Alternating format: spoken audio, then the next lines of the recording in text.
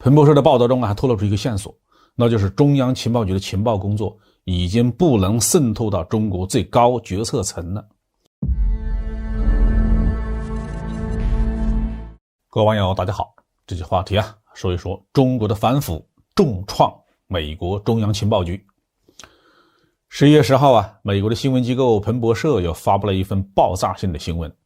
说美国中央情报局自己承认对华情报工作遭受重创。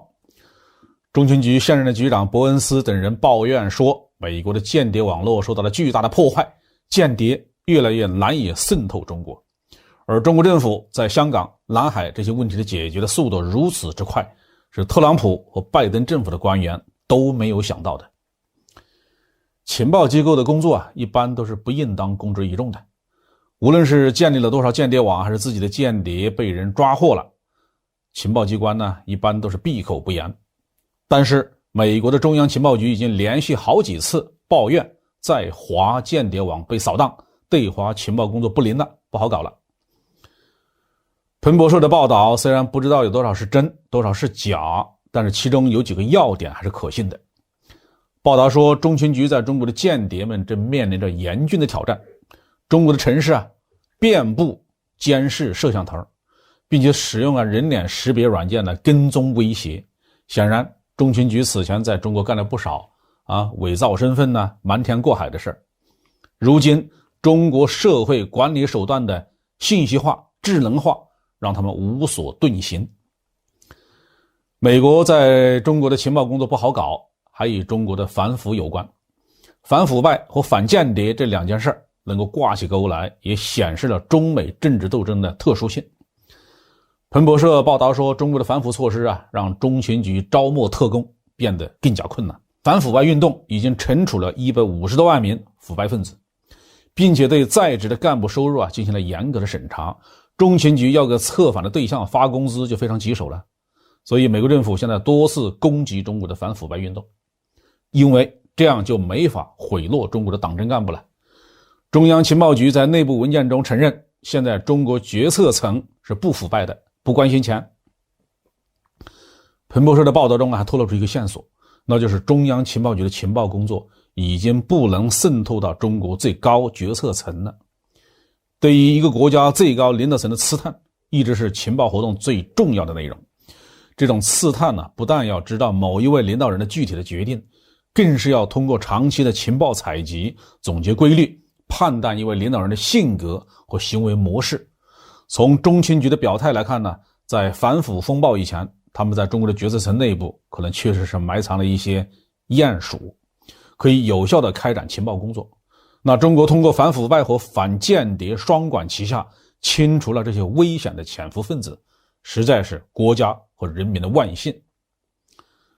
作为对彭博社这篇报道的回应吧，一位国外的研究人员发表文章说了几句公道话。他是这么说的当西方指责中国的威权主义和缺乏透明度的时候，他们真正抱怨的是中国有效地捍卫了自己，免受美国的不间断的攻击。在国内政策强硬程度上，中国根本无法与美国的对内审查、宣传、保密、监视和其他的强制措施相提并论。美国的战争机器从未间断对全世界的侵略，他们总是在无情的恶意的攻击他人，而真正处在防御态势下的是中国这样的国家。不得不说中央情报局的水平实在是越来越差，不但在世界各地的秘密行动不断的曝光，而且所任命的局长也是一个比一个差。特别是前任局长特朗普的国务卿蓬佩奥，是一个口不择言的极端的反华分子，无论是性格还是行为方式，都看不出来他能够领导一个大国的情报机构，把中情局搞得是乌烟瘴气。新任局长伯恩斯面对情报网遭到沉重打击的现实，竟然按捺不住，公开向国会诉苦要钱，这是把秘密战线当作生意来做了。话虽如此我们依然要和从前一样，继续保持12万分的警惕，因为对中国开展情报活动必然是美国中情局的重点任务。中国任务中心的成立就体现这样的动向而且中央情报局正在全球范围内招募懂中文的人。中文呢是世界第一大语言呢，中央情报局不要说在海外华人当中，就是在中国大陆内部想找几个败类也不是什么难事啊。特别是在美国境内就生活着大量的中国大陆的移民，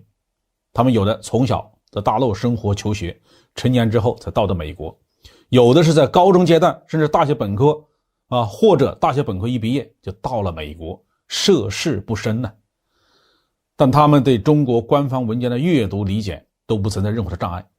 中情局有的是办法将他们拉下水。因此防范中情局特务的渗透，严守国家秘密，依然是我们国家反间谍机关和全体公民的一项非常重要的任务，千万不能忘了。